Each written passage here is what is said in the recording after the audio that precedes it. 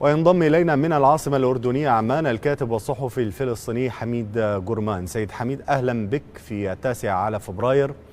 يعني من خلال آخر المعطيات ماذا تقرأ؟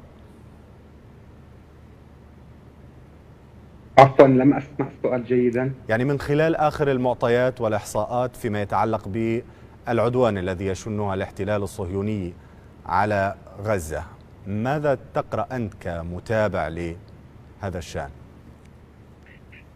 قبل قليل خرج رئيس الحكومة الإسرائيلية بنيامين نتنياهو ليعلن وقف الجهود الرامية لإحقاق هدنة في قطاع غزة من خلال تمسكه بمحور فيلادلفيا في سعيه المستمر في وضع العصي في دواليب الجهود الدولية الأمريكية المصرية القطرية في إيجاد اتفاق هدنة يوقف إطلاق النار.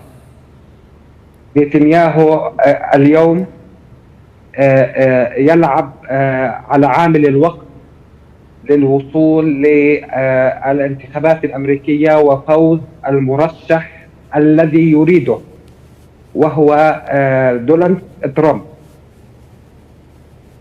اليوم الواقع في قطاع غزة للأسف لا يختلف كثيرا عن ما نقوله يوميا عن استمرار حرب الإبادة والقتل الممنهج الذي تمارسه منظومة اليمين الإسرائيلي المتطرف بقيادة بنيامين نتنياهو. يعني كل محاولة الوسطاء يعني وقف إطلاق النار باءت بالفشل ولا جدوى منها ولا أمل حتى على الأقل في القريب العاجل بأن تنجح هذه الوساطات. لا أعتقد أن جهود الوساطة ستنجح بسبب وجود نتنياهو، بسبب عقلية نتنياهو الإجرامية اليمينية المتطرفة، الذي كلما حلت عقدة في الوصول لاتفاق تهدئة يضع عقدة جديدة. اليوم يتمسك بمطلب محور فيلادلفيا، الوجود الإسرائيلي العسكري في محور فيلادلفيا. إذا تم حل هذه العقدة سيجد نتنياهو عقدة أخرى يماطل بها للوصول إلى الانتخابات الأمريكية وفوز دونالد ترامب بهذه الانتخابات. ماذا عن التصعيد في الضفة الغربية؟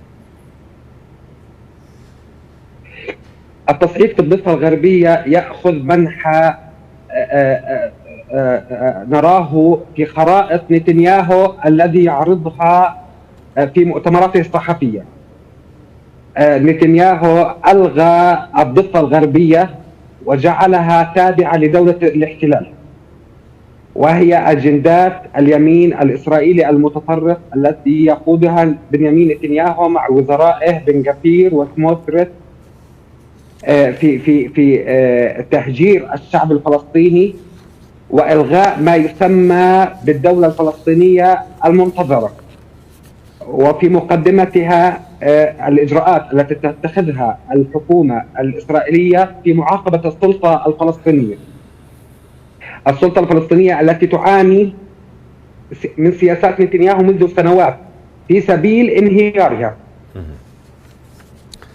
إذن من العاصمة الأردنية عمان كنت معنا الكاتب والصحفي الفلسطيني حميد جرمان عبر خدمة سكايب في نشرة 9. شكرا لك.